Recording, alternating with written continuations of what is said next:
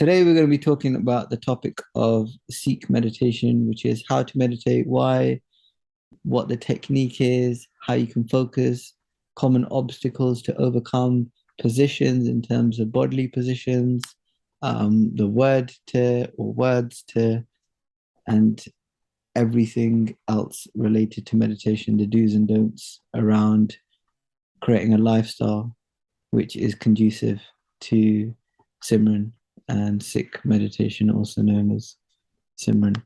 So I'm going to start with talking a bit about myself. Dr. Darshan Kaur has blessed us with her presence as well, and she is a powerhouse in terms of meditation and knowledge about meditation. So she can really help us and illuminate this topic for us. So my story is that I was headed down not a very good path, and Simran saved my life. So I'm a huge proponent of Simran. I might not do that much, but I think it has the power to change somebody's life. So it's definitely changed mine. Now, Dashkor, we're blessed to have her to guide us through this, and I'm looking forward to her contribution as well. The first thing I wanted to start with is why we need to meditate. And in Bandagi Nama, Bhai Raghbir Singh Bir says he read Sri Guru Granth Sahib Ji around 3 or 4 times. And after reading Sri Guru Granth Sahib Ji 3 or 4 times, the nichor, the essence of what Gurbani was saying, he realized was to do Simran. And so that's when his journey began, really dialing in on that. And personally, I've done Guru Kripanal, a Sahaj part of Guru Granth Sahib Ji. And again, every Shabad you come across does Ustad of Simran, it praises meditation. So this is a very, very important component of Sikhi. You can't, in my opinion, have Sikhi without having Simran. Next slide. The next thing is when we talk about Simran, which is meditation or remembrance, the literal translation, what do we do Simran of? So some people might say, do Simran looking at a flame, or do Simran looking at a picture of Guru Nanak, or do Simran of these 5 words. Or like visualize Ikonkar when you're doing Simran, or visualize the word Vaheguru when you're doing Simran. And there's countless other ways that people do Simran. But the first couple of slides are focusing on the importance of what Gurbani calls gurmantar. So the first shabad is Gau Nanak gurmantar chitar, and gurmantar mukh gururari, which means I take the gurmantar as my antidote, as my medicine. And chalat basit sovat jagat gurmantar hriday chitar. Darshan goes kindly looking up the Gurbani just to confirm. But all of these shabads highlight this gurmantar, the importance of this gurmantar, and emphasis again and again in countless shabads. You can do a Sikhi to the Max search on gurmantar. It's repeated. There's pages and pages of shabads with the word gurmantar. So the importance, angs and angs. So the importance is about repetition of this gurmantar. Now, what does gurmantar mean? Gurmantar means Guru's mantra. For those of you who aren't familiar with the word. Gurdev mant har jap udra gur pure ka nirmal manta. Again, giving praise to this mantra. There's so many shabads.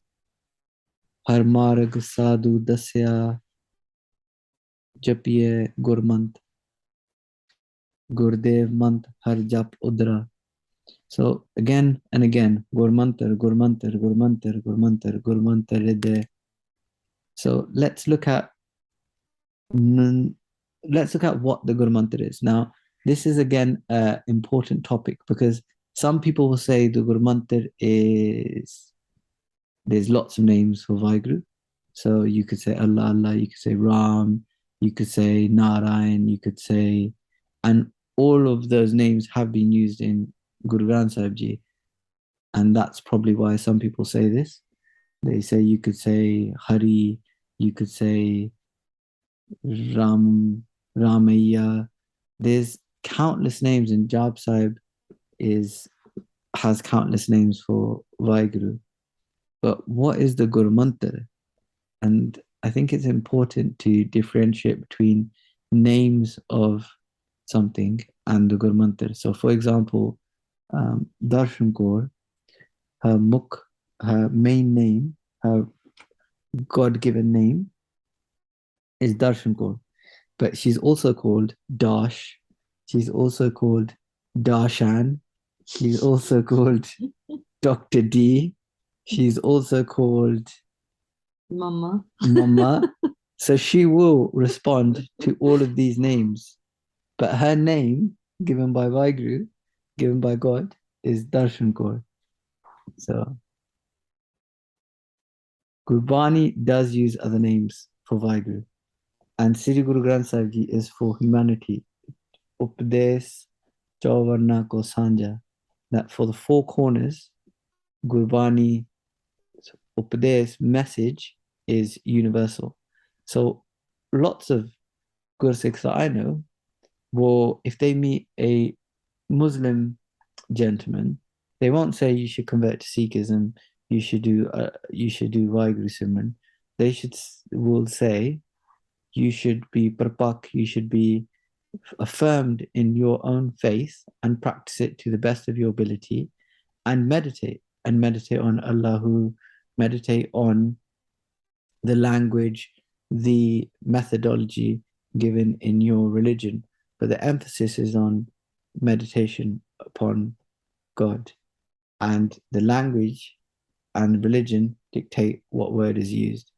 But what is the word in Sikhi? So Bhai Gurdas Ji's vars illuminate us, but there's also countless other shabads as well, which talk about the gurmantar. Vaheguru gurmantar hai jap home koi.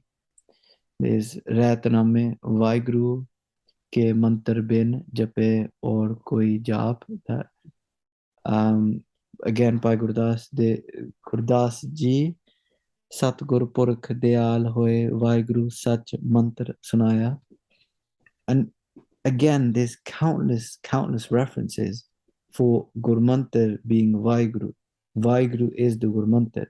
And throughout history, 553 years, the Gurmantar has been recited as Vaheguru.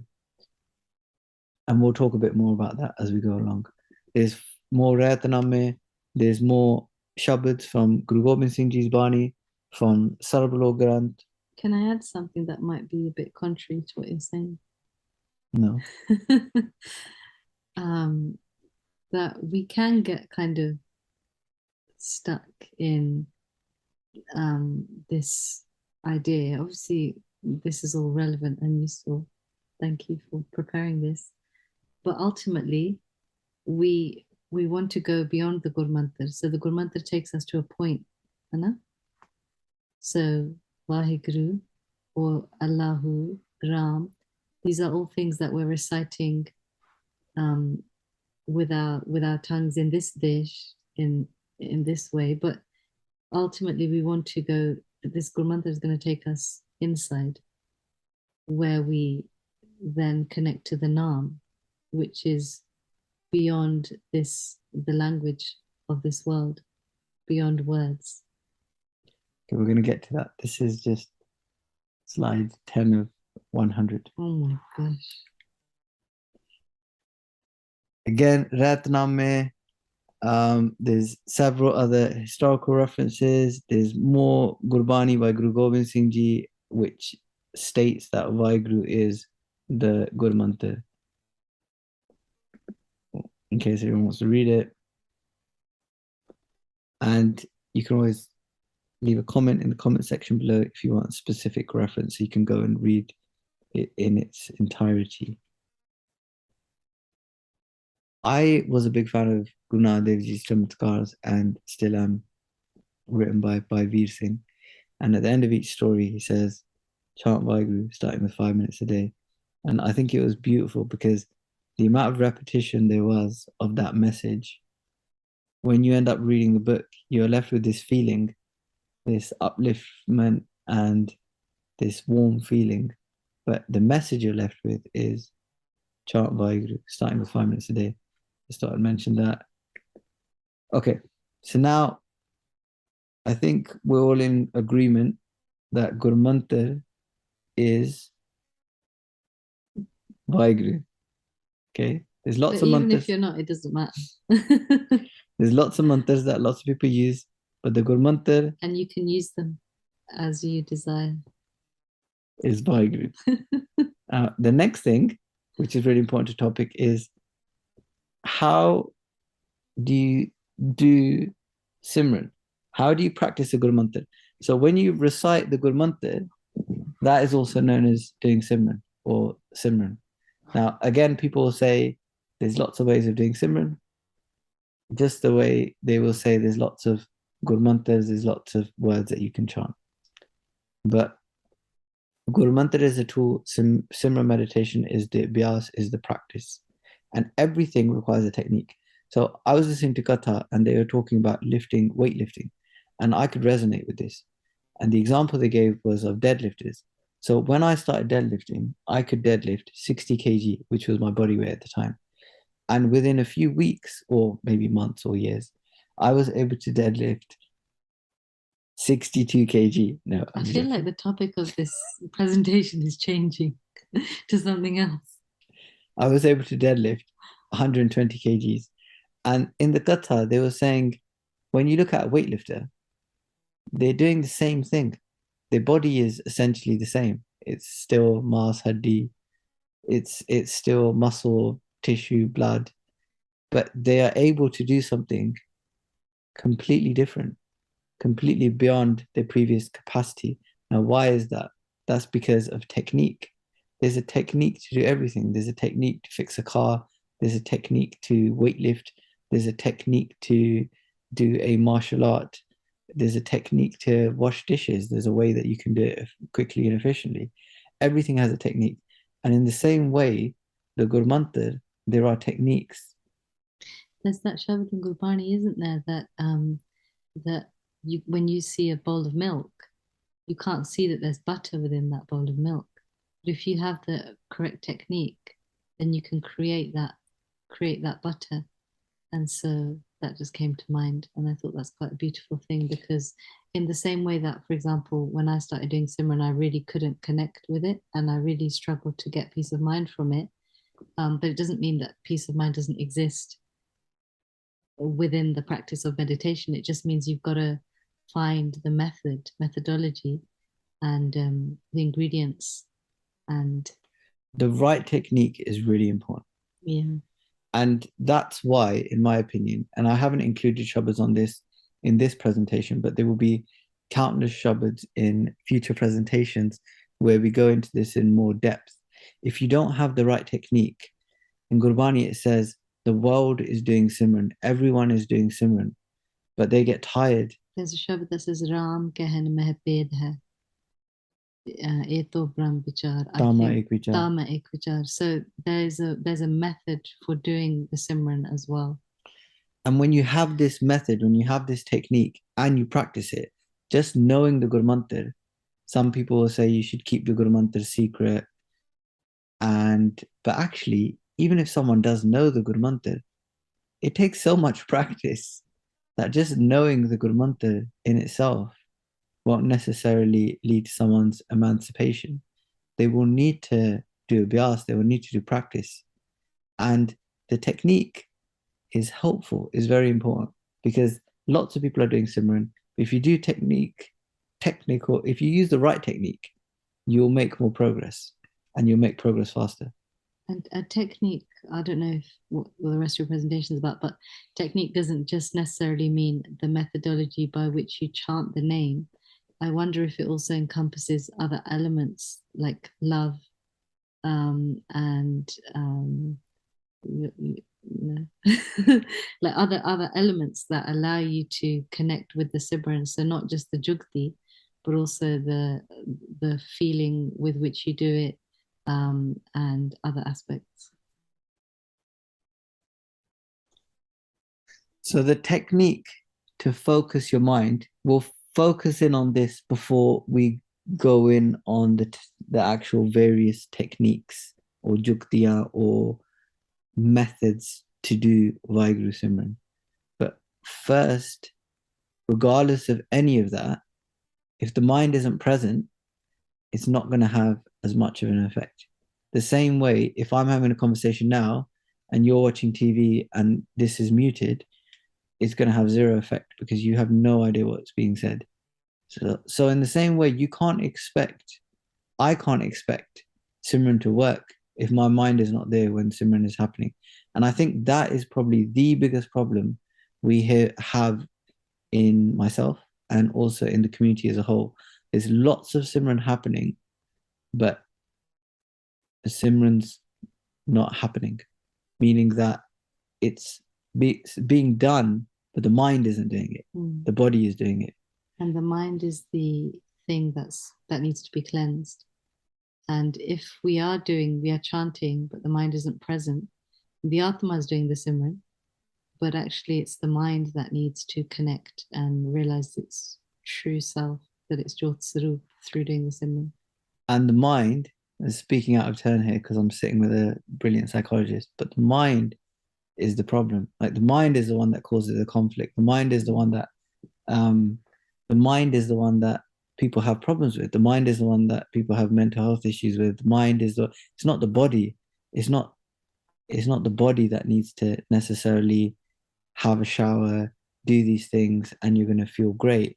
It's all of these things are conditions, state of mind is literally related to the mind as opposed to the body. So historically, people would do things like they would go to tirths and they would say that by going there physically and doing ishnan, this thing will happen to me. Or if I go climb these steps, or if I go to this very difficult place, that I will be saved. And it's not to say that we can't do those things or, we shouldn't do those things, but if we're struggling with thoughts, which most of us are, which are the cause of most mental health difficulties, it's difficulty reigning in negative thoughts, then we have to find a method that's targeting those thoughts. And Darshan, before we got married, she made me read this book by a guy called Eckhart Tolle. And I should have bought shares in his company because of the amount of books that she has purchased and given out to people by this author.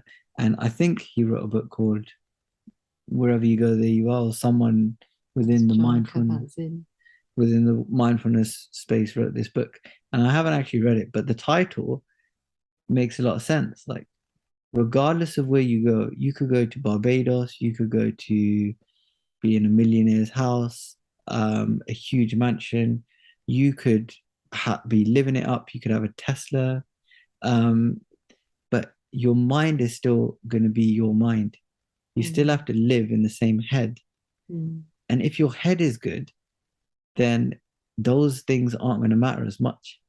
So Gurbani is talking to the head, is talking, giving a message to the mind. Mere man pardesi ve.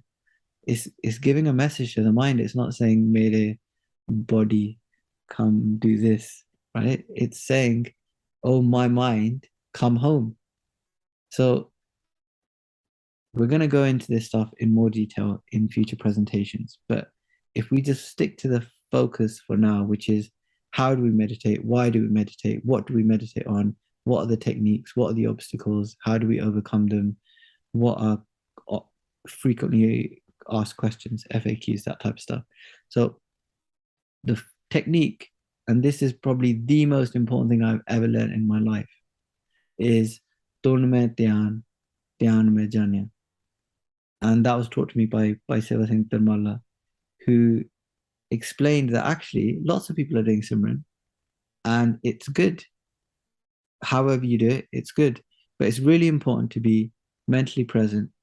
And the way to do that is speak with your tongue and listen with your ears. And lots of other Gursikhs have shared this method as well.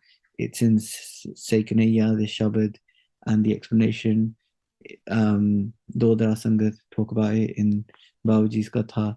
There's lots of other Gursikhs who have quoted this Shabad throughout history as well. So Darshko will give a demonstration of how that works. But you're speaking with your tongue and you're listening with your ears. It sounds straightforward, but it takes practice. So if we just take a few moments now, just maybe take 1 or 2 deep breaths. And what we're going to do is we're going to chant the gurmantar, we're going to chant Vahe, and we're going to listen, and then chant Guru and listen. And so we want to make sure the mind is present. And by closing the eyes and listening with the ears, chanting with the tongue, we're maximizing the chances that our mind is actually going to be present and attached to the sound of the mantra and not distracted and not escaping through those 9 doors of the body. So let's begin. Waheguru, Waheguru, Waheguru, Waheguru, Waheguru, Waheguru, Waheguru, Waheguru,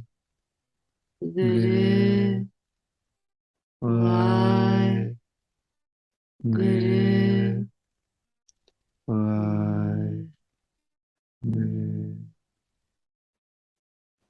Vaheguru Ji Ka Khalsa, Vaheguru Ji Ki Fateh. Thank you very much for that, Dr. Darshan Kaur. So I guess that achieved the purpose because Harbir right now is staring at the sky and with no idea what he's supposed to be saying because his mind connected with the sound of the mantra, the Shabad, so much. He's remembered. So the mind will wander. You'll think about toast or pink elephants or what's for dinner, or what you have to do for work next, or the kids waking up. What if this happens? What if that happens? And the job is to bring the mind back. And this is not a easy thing, and it's not a quick thing. Sikhi is until our last breath, or should be, with God's grace. So it's not supposed to be a quick technique, which is you like winning the lottery and then you're one and done. This is something that we will practice until the day we die, with God's grace. So the mind, as we spend time in the world day to day, we're in this dish and we're going to take thoughts because we need to function and we enjoy this world that we're living in, and so we accumulate thoughts mail on the mind, which I think you've covered in previous presentations.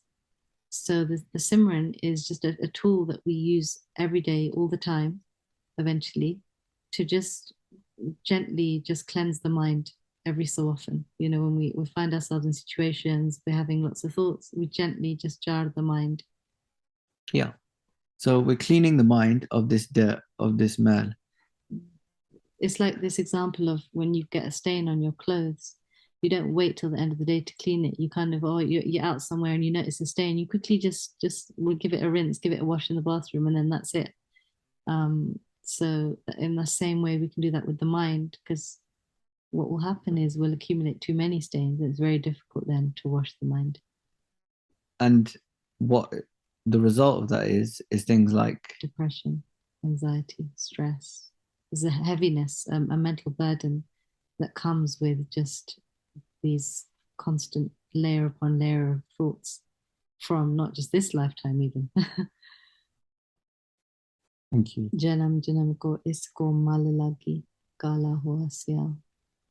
And Bhakt Kabir Ji has this beautiful analogy in his Bani where he talks about if you go into a room of soot, you will come out black. And this world, he compares to soot. And he said, I'm a balihar, I'm a sacrifice to those people who have come out, managed to come out, go into that room of soot and have managed to come out without becoming dirty or with being able to live in the world, but still be able to connect their minds. And this is the game, which hopefully we'll be able to win. So the technique, listen with your ears, speak with your mouth.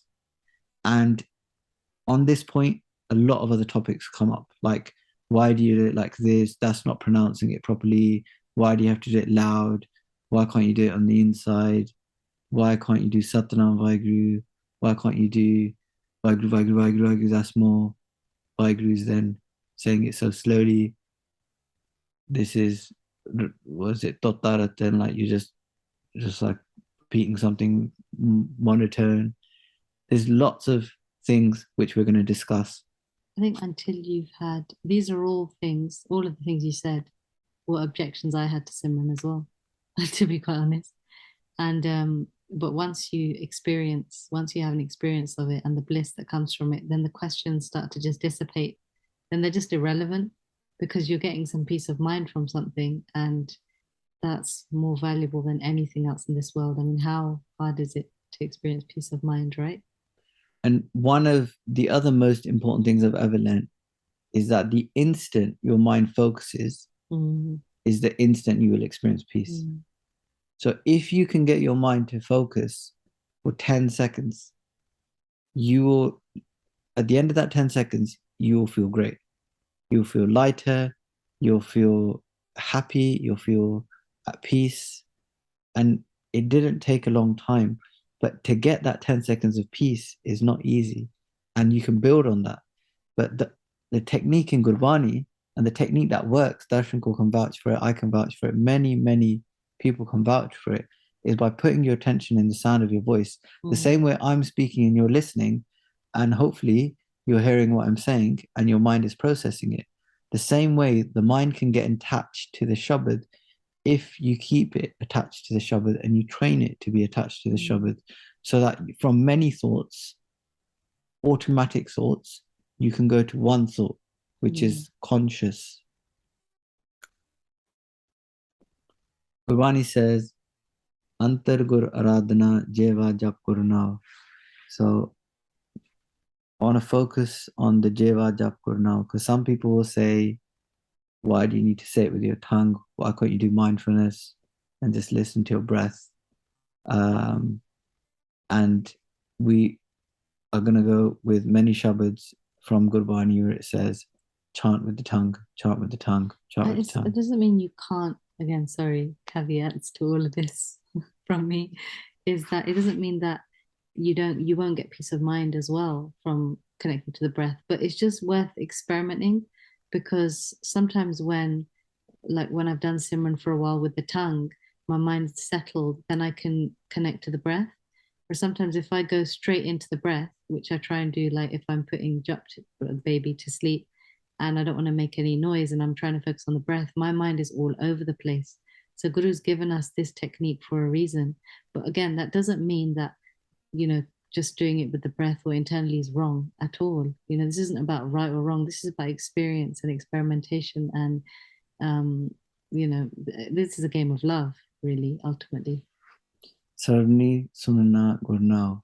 Listen with your ears. So chant with your tongue, listen with your ears. Really simple, not easy, but really simple. Rasna uchari har sarvani suniye so udre mitta. The one who recites with his tongue, listens with his ears, crosses over. And what the person crosses over, we're going to talk about in future presentations, but you can equate that to what crossing over as in winning this game for now. Gaviye, suniye, man rakhiye pao. Sing, listen, and fill your mind with, keep your love in your mind. Mere man karan sun har naam. O my mind, listen with your ears to the name of the Lord. Mat gurmat sun jas kaan. Gurmat says, listen to the just, to the praise of the Lord with your ears. Jeva gun gobind pajo karan suno har naam. Repeat the gun of Vaheguru with your tongue and listen to them with your ears. Now, hopefully, we've shared some vichar around why people should do Simran, why we swear by it, it's helped us immensely, and what the gurmantar is. Now, naturally, out of that will come how do you do it and techniques. So, would you like to share some techniques? Okay. What techniques are there? So the first technique we're going to talk about is swas gras. Now, on doing my research for this presentation, I always thought swas gras meant with every breath and every morsel of food. But apparently, there seems to be much debate about the definition of gras because depending on what you read, different people have interpreted it differently. But for the sake of this presentation and for what we're going to be talking about, the definition of swas gras is with every breath. So breath in, breath out. Now, yes, swas is inhale, gras is exhale. So and giras, girahi comes from girahi is it in Hindi? Girana is Hindi. Girana is to throw out, to drop. Drop. Is it drop? Throw. Okay, so because gras is to kind of throw out. I think. So inhale and exhale. How would you do the gurmantar with your inhale and exhale? And this is a thing that a lot of people struggle with as well. I went to a Q&A in Scotland, and the Baisa was teaching Sanskrit Simran, and he was saying, pull your belly button in and say Guru, so say Vai, pull your belly button in, take a small breath in, and then release and say Guru. And the guy, which had a question which I used to have, which is, if you're having a sound come out of your mouth, then sound is produced by air. So you have to breathe out and then breathe in and then breathe out. So it's two breaths, it's not one. But I don't think that's helpful. Sorry, I'm just practicing. Is that too loud? But you don't have to get too much caught up in the technicality of what's happening, if the breath is going in, if it's going out, if it's going here, if it's going there, what your belly button is doing. Just for the sake of what we're talking about and for the sake of beginner's level, which is what we're at, the technique is you say Va, pull your belly button in slightly. As you release, you say Guru. And you do it loud enough so that your mind listens. You don't have to shout it, but if you need to shout it to be able to get your mind to listen like I do, because your mind is so scattered, then do it as loud as you need. So let's practice that for a few seconds before we move on to another technique. Vaheguru, Vaheguru, Vaheguru, Vaheguru, Vaheguru, Vaheguru, Vaheguru, Vaheguru, Vaheguru, Vaheguru. Hopefully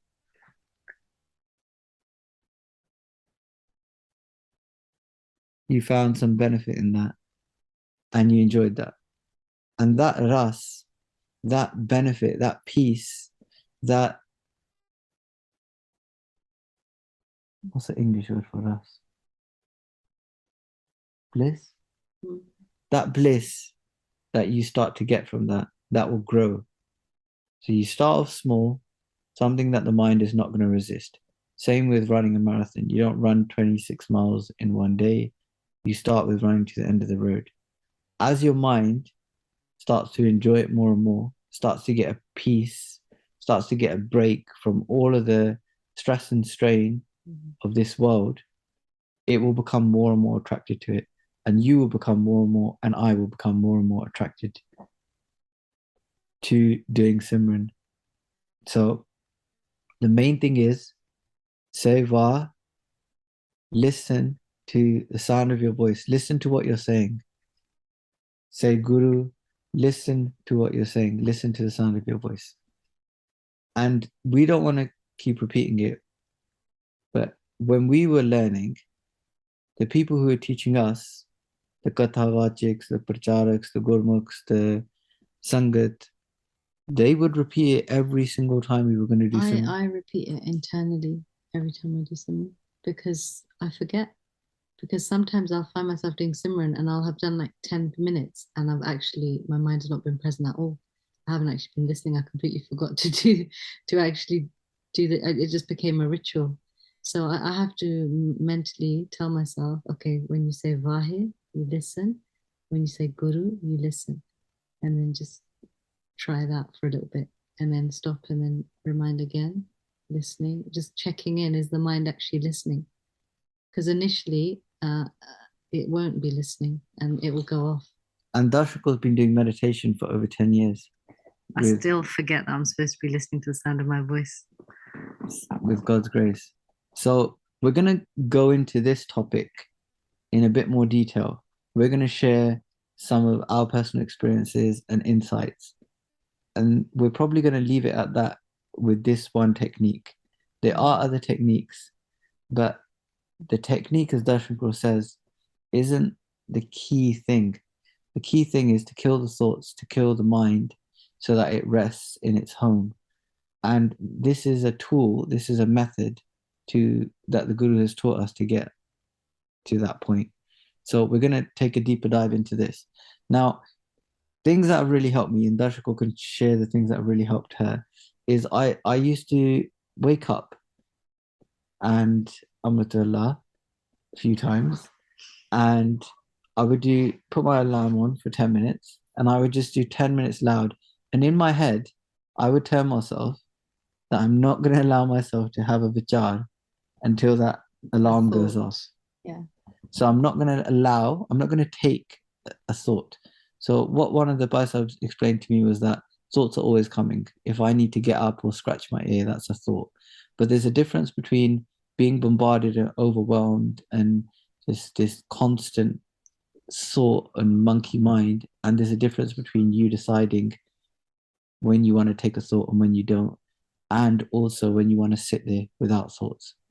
So that's the state we want to get to. We don't want to be thoughtless all the time because we need to think, to eat, to work, to play with our families.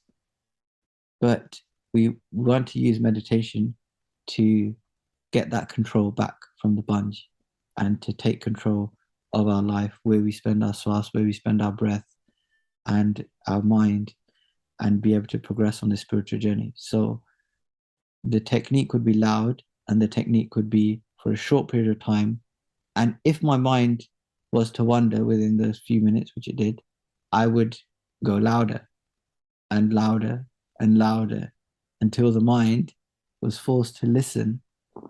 And after a while, it started to listen and it started to really enjoy it. I would end the 10 minutes and I was in bliss. And I started having lots of experiences from it. And I highly recommend it. I highly recommend it. I don't do it as much now because if you try and do Simran like that, like very loud, personally, I can't do that for a long period of time. And if you want to sit for a longer period of time, then you'll have to do what Darshako does.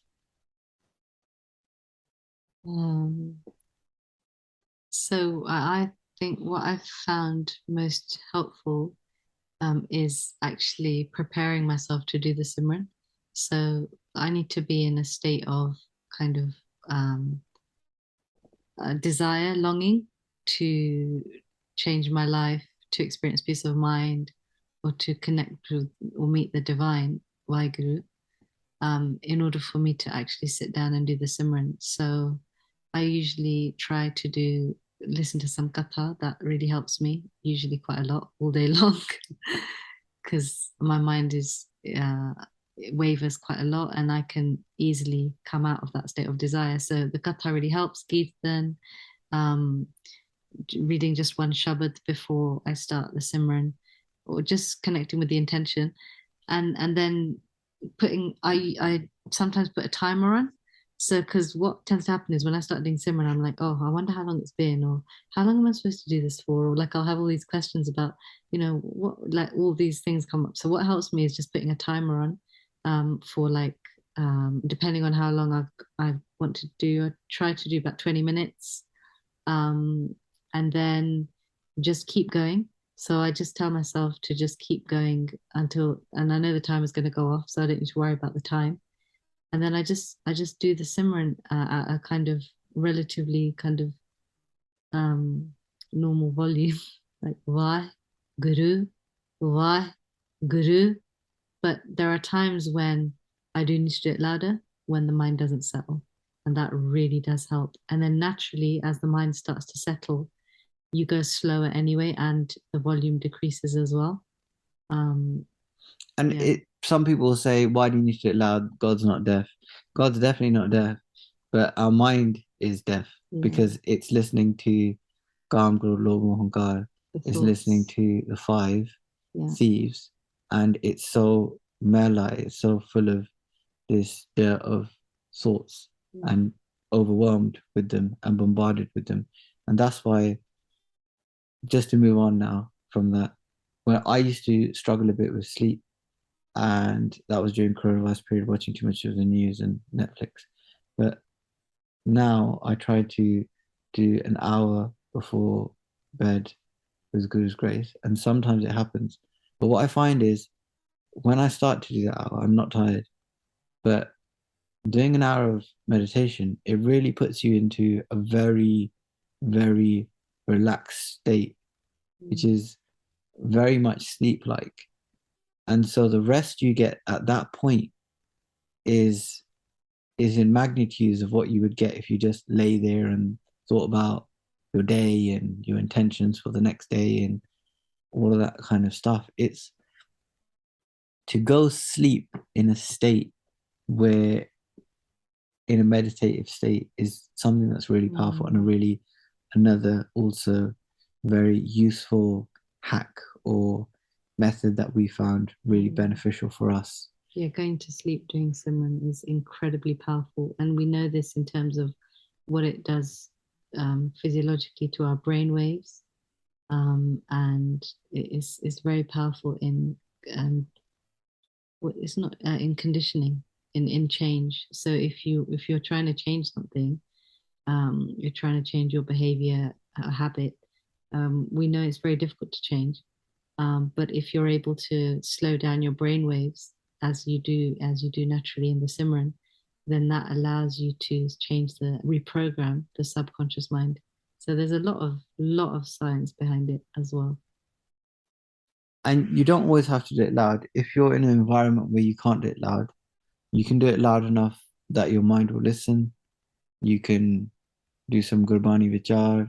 You could put your headphones on, listen to some Simran if your mind can follow without getting distracted. Or you could listen to some Gatha, um, Gurbani Vichar, translations, whatever works for you that will keep the mind. Byron Deasing used to talk about this animal, and he say you keep it tied up on this rope, and then it just keeps going round. And basically, it's a really powerful animal, but it it's immobilized or loses all desire to try and free itself because it's constantly tasked with turning this mechanism around which churns ground some flour or something like that. But the idea is that Bela man shaitan ka kar, that the mind when it's idle is not necessarily going to go to the most pious places. So if we can read Gurbani, if we can do Gurbani Vichar, if we can listen to translations, if we can read books about Gursikhs, if we And you can, can like you go even beyond that and just kind of general spirituality, and there's so much out there now that is about spirituality and the mind and anything that inspires you really and connects you to deeper to this journey that we're all on, you know, of self-development, discovery. now sticking with this technique, you can also do it. Some people say, can you do it with a mala? There is a Shabad in Gurbani which talks about the mala. The thing with using a tool, and lots of people use tools and it works really well for them, and that's brilliant. Kabir meri simrani rasna upar ram, you know? Hanji. The problem is when you kill your thoughts, you're kind of gonna go dead in the sense that in Punjabi they say moya sutta barabara, that being dead and being asleep are similar because in both states one is not aware of their surroundings, what's happening to them, who's there, who isn't, the state of well-being of anyone around them. So when you start to kill your thoughts, you're going to go into a sleep-like state. And it may be harder to get to that state if your attention is in your hands because you're moving a rosary, or if your eyes are open. Mm. So it's really important, more so than I would say whether you use a rosary or not, that your eyes must be closed and you must be comfortable. Because if your attention is, oh, my knees hurt, my back hurts, you know, she's got the good blanket, and your mind is not doing what it should be, which is it's not sitting with the Shabad, it's not Shabad Surt, Shabad Guru Surt Ton Chella. It's not the Chella of the Shabad, it's not the servant of the Shabad. It's gone off somewhere, it's not present. So it has to be there for it to work. But for the mind to be washed, it has to actually physically be in the bathroom where the water's running. The mind, even the body. And the mind to be washed. The body has to be washed, needs to physically be in the bathtub. Yeah. So in the same way, you want to wash the mind, so it needs to be present. It needs to be in the bathroom. I think it's getting late now. Okay. That's my cue to Stop talking. Stop talking. Thank you so much to anybody who, in the history of this recording being up online, has listened to this.